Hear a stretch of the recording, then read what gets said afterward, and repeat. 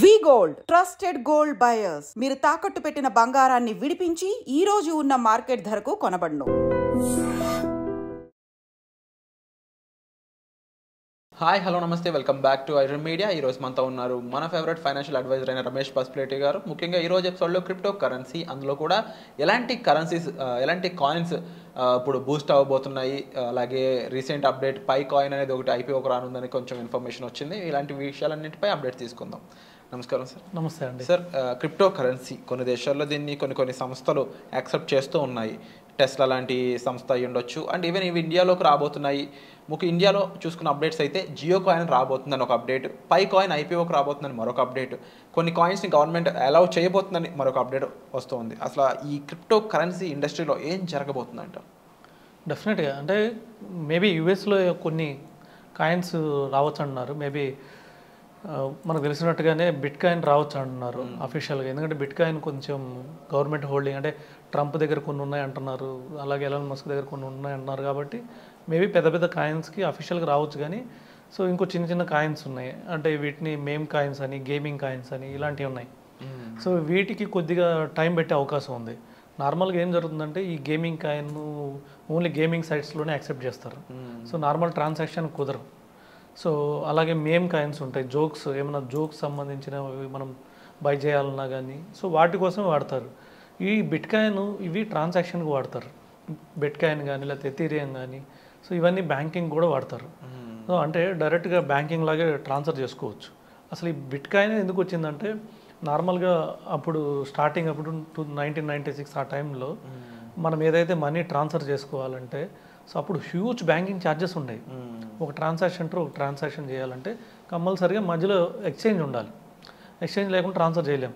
Exchange suppose ఇప్పుడు ఎక్స్చేంజ్లు ఏమున్నాయంటే మనకి బ్యాంకింగ్ ఉంది, లేకపోతే యూపీఐ సిస్టమ్ ఉంది.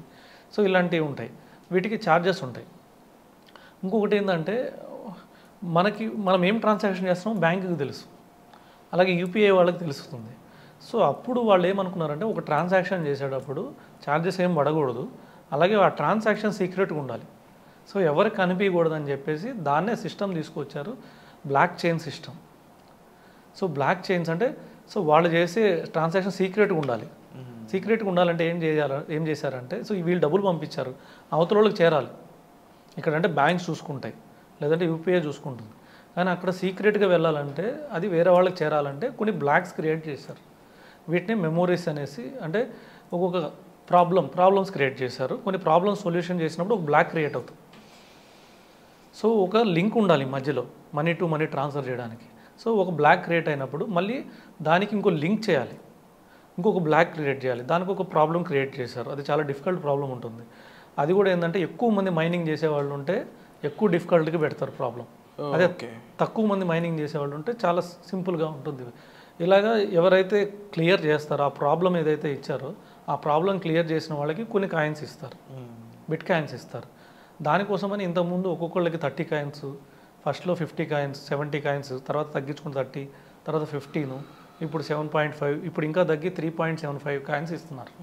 అంటే ఇప్పుడు ఒక బిట్ కాయిన్కి ఒక బ్లాక్ క్రియేట్ చేస్తే, బ్లాక్ చేంజ్ చేసేవాళ్ళు ఉన్నారు, చాలామంది మైనింగ్లో ఉన్నారు. సో వాళ్ళు ఏంటంటే పెద్ద పెద్ద ఇన్స్ట్రుమెంట్స్ క్రియేట్ చేసుకొని సో వాటి ద్వారా ఏం చేస్తున్నారంటే మైనింగ్ చేస్తున్నారు. వాళ్ళకి అదే ఆదాయం, అంటే వాళ్ళకి అదే బిజినెస్. సో అది పెద్ద పెద్ద సంస్థలు, పెద్ద పెద్ద కంపెనీలు పెట్టుకొని మైనింగ్ చేస్తున్నారు. అలాంటి కంపెనీలు యూఎస్లో ఉన్నాయి. సో మన ఇండియాలో కూడా కొన్ని ఉండొచ్చు తెలియకుండా, మేబీ యూఎస్లో అయితే పెద్ద పెద్ద కంపెనీలు ఉన్నాయి. వీళ్ళ ఈ ప్రాబ్లం క్లియర్ చేస్తే వీళ్ళకి కొన్ని బిట్ కాయిన్స్ వస్తాయి. అలాగా సో బిట్ కాయిన్ బాగా పాపులర్ అయింది.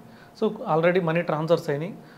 ఒకనొక టైంలో ఏంటంటే యూఎస్ బ్లాక్ మార్కెట్ ఏదైతే ఉందో, అంటే మాఫియాకి వీళ్ళకి యూజ్ చేశారని, ఎందుకంటే ట్రాన్సాక్షన్ తెలియదు కాబట్టి సో వీటికి యూజ్ చేశారని చెప్పేసి టాక్స్ వచ్చినాయి. సో ఇవి బిట్ కాయిన్ బాగా జరగడం చూసి నెక్స్ట్ ఎథీరియం కాయిన్ వచ్చింది. దాని తర్వాత దానికి సంబంధించిన ఇప్పుడు 4000 కాయిన్స్ మార్కెట్లోకి వచ్చేసినాయి. సో ఇవి కాకుండా మళ్ళీ జోక్స్ కాయిన్స్, మేమ్ కాయిన్స్ అని, గేమింగ్ ఆడుకోవడం గేమింగ్ కాయిన్స్ అని ఇలాంటివన్నీ ప్రవేశపెట్టి వాటికి కూడా చిన్న చిన్న బ్లాక్స్ క్రియేట్ చేశారు. సరే ఇదంతా బాగానే ఉంది. సో దీని తర్వాత ఏం చేశారంటే స్టాన్ఫోర్డ్ స్టూడెంట్స్ ఉన్నారు. స్టాన్ఫోర్డ్ అంటే వరల్డ్లోనే top education academy, US Stanford academy. So Oxford కన్నా స్టాన్ఫోర్డ్ ఇలాంటి పెద్ద పెద్ద అకాడమీస్ ఉన్నాయి. అంటే మనకి ఇండియాలో ఐఎస్బి, ఐఏఎం ఇలాంటి ఎలా ఉంటాయో అక్కడ నెంబర్ 1 స్టాన్ఫోర్డ్ ఉంది. స్టాన్ఫోర్డ్ స్టూడెంట్స్ ఎవరైతే ఉన్నారో, పిహెచ్డి స్టూడెంట్స్ వాళ్ళు కూడా, డాక్టరేట్ స్టూడెంట్స్ ఎవరైతే ఉన్నారో వాళ్ళు ఒకటి కనిపెట్టారు. దాని పేరు పైకాయిన్. పైకాయిన్ ఏంటంటే వరల్డ్ లార్జెస్ట్ నెట్వర్క్ ఇది. ఓకే. వాళ్ళు ఏం చేశారంటే ఒక యూనిక్యూ, అంటే అందరూ ఎవరైతే ఒకే ఆలోచనలో ఉంటారో సో వాళ్ళందరూ కేవైసీలు తీసుకొని ఒక కాయిన్ ప్రవేశపెట్టారు. దీన్ని యూనిక్యూ కాయిన్ అన్నారు. ఇది యూనిక్యూ సిస్టమ్ ద్వారా పనిచేసింది. దీని పేరు వచ్చేసి పైకాయిన్. సో దీనివల్ల ఏమవుతారంటే మైనింగ్ చేస్తుంది ఎవరంటే ఒకే మైండెడ్ కలిగిన వాళ్ళు మైనింగ్ చేస్తున్నారు. సో వాళ్ళందరూ ఏం చేస్తారంటే డైలీ ఆన్ చేస్తారు, ఒకసారి 24 అవర్స్కి ఒకసారి ఆన్ చేస్తారు. ఆన్ అయినప్పుడు ఒక యాడ్ వస్తుంది, యాడ్ చూస్తారు. సో యాడ్ చూసినప్పుడు కొద్దిగా ఇన్కమ్ క్రియేట్ అవుతుంది. సో అట్లాగా ఇప్పుడు ఏంటంటే వాళ్ళు పెద్ద నెట్వర్క్ అయిపోయారు. 40 మిలియన్ కేవైసీలు అయినాయి. వాళ్ళు ఏమనుకున్నారంటే స్టార్టింగ్లో ఏదైతే బిట్ కాయిన్ వచ్చినప్పుడు 21 మిలియన్ కన్నా ఎక్కువ చేయకూడదు అని అనుకున్నారు. కానీ తర్వాత ఏం చేశారు, మన పైకాయిన్ వచ్చినప్పుడు కూడా 10 మిలియన్ కేవైసీలు వస్తే చాలు లాంచ్ చేద్దాం అనుకున్నారు. అవును. సో తర్వాత డిమాండ్ పెరిగింది. 10 మిలియనే కదా డిమాండ్ పెరిగి ఆల్మోస్ట్ $50 పోయింది ఒక పైకాయిన్. అన్అఫిషియల్ మార్కెట్లో ఏదైతే ఉందో అది $50 పోయింది. తర్వాత ఏమైంది, 40 మిలియన్ అయినాయి. వాళ్ళకు లాంచ్ చేసే టైంకి 40 మిలియన్ కేవైసీలు అయిపోయినాయి. ఇప్పుడు ఒకరొకరు రెఫర్ చేసి 40 మిలియన్ అంటే మ్యాక్సిమం పీపుల్ ఎక్కడ ఉంటారని మన ఇండియాలోనే ఉంటారు. ఎక్కడేం జరిగినా కూడా మెజారిటీ ఇప్పుడు వరల్డ్ వైడ్లో ఎక్కువ వాడుతున్నారంటే ఇండియాలోనే 65% వాడుతున్నారు. అలాగే ఇలాంటి టెక్నాలజీ వచ్చినప్పుడు ఎక్కువ ఎవరు వాడతారంటే మన ఇండియాలోనే వాడుతున్నారు. ఒకరికొకరు తెలియదు అంతే. సో ఇలాంటి పైకాయిన్ మనకు తెలియకుండానే, సో అది కూడా ఇంకోటి ఏంటంటే సౌత్ ఏషియా అంటే దుబాయ్ ఇలాంటి కంట్రీస్లో కూడా బాగా పాపులర్ అయింది. సో అరబ్ కంట్రీస్ కొద్దిగా, సో వాటిలో కూడా బాగా పాపులర్ అయింది. తర్వాత యూఎస్లో కూడా బాగా పాపులర్ ఉంది. ఎందుకంటే వీళ్ళు స్టార్ట్ చేసిన వాళ్ళు బాగా తెలివైన వాళ్ళు, స్టాన్ఫోర్డ్ యూనివర్సిటీ వాళ్ళు అంటే. సో అందుకని ఇది రీసెంట్గా లాంచ్ కూడా చేశారు. మన ఫిబ్రవరి 20వ తారీఖు లాంచ్ అయిపోయింది. సో ఒక కాయిన్ వచ్చేసి ఇప్పుడు $2 దగ్గర వస్తుంది.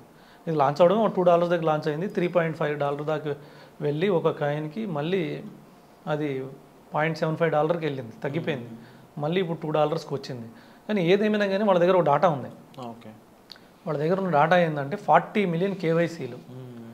ఇప్పుడు మన ఇండియాలోనే 40 మిలియన్లో 1 మిలియన్ మన ఇండియాలో ఉంటారు. అవును, డెఫినెట్గా 1 మిలియన్ 10 మిలియన్స్ కూడా ఉంటారు మన ఇండియాలో. సో 10 మిలియన్ కేవైసీలు అంటే 10 మిలియన్స్ ఆధార్ కార్డులు వాళ్ళ దగ్గర ఉంటాయి. ఇది ఎవరికైనా అమ్ముకోవచ్చు వాళ్ళు. 1 crore ఈ నెట్వర్క్ని వాళ్ళు ఎవరికైనా అమ్ముకోవచ్చు. సో ఈ విధంగా ఇది పెద్ద మార్కెట్ వాళ్ళకి. అందుకనే పైకాయిన్ బాగా పాపులర్ అయింది. ఇంకా ఫ్రీ మైనింగ్ ఉంది. March 31 వరకు ఫ్రీ మైనింగ్, ఎవరైనా రెఫర్ చేస్తే ఒక కాయిన్ ఫ్రీగా ఇస్తున్నారు. తర్వాత నుంచి ఓన్లీ కొనుక్కోవడమే. ఓకే. అది పైకాయిన్ గురించి. అంటే మార్చి తర్వాత అవి అమ్ముకోవచ్చు కూడా. మార్చి తర్వాత అమ్ముకోవచ్చు, ఇప్పుడు అమ్ముకోవచ్చు. ఇప్పుడు కూడా కొన్ని ఎక్స్చేంజ్లో ఆల్రెడీ లిస్ట్ అయింది, అమ్ముకోవచ్చు. $2 వచ్చింది ఒక్కొక్క కాయిన్. ఓకే. $2 అంటే ₹160 ఇండియన్ మనీ. 160+. సో ఎవరైతే పైకాయిన్ ఆల్రెడీ మైన్ చేస్తున్నారో వాళ్ళు కొంచెం బెనిఫిషరీకి దగ్గరలో ఉన్నారని చెప్పొచ్చు. అండ్ ఇదండి లేటెస్ట్గా మనకి ఓవరాల్గా బిట్ కాయిన్, పైకాయిన్ అండ్ కాయిన్ సంబంధించిన ఇన్ఫర్మేషన్ అనేది. దీనిపై మీకు మరింత అవగాహన ఇన్ఫర్మేషన్ కావాలనుకున్నట్లయితే మీరు డైరెక్ట్గా సార్ని సంప్రదించవచ్చు. అండ్ అలాగే వీటిపై మరింత ఎపిసోడ్స్ కావాలనుకున్నట్లయితే తప్పకుండా మోర్ ఎపిసోడ్స్ అని చెప్పేసి కామెంట్ కూడా చేయండి. దాని పట్ల మాకు తెలుస్తుంది ఇంకా వీటిపై మరిన్ని ఎపిసోడ్స్ చూడడానికి ఎక్కువ మంది ఇంట్రెస్టెడ్గా ఉన్నారని చెప్పేసి. సో వచ్చే ఎపిసోడ్లో మళ్ళీ కలుద్దాం. Thank you so much for the information sir. Thank you.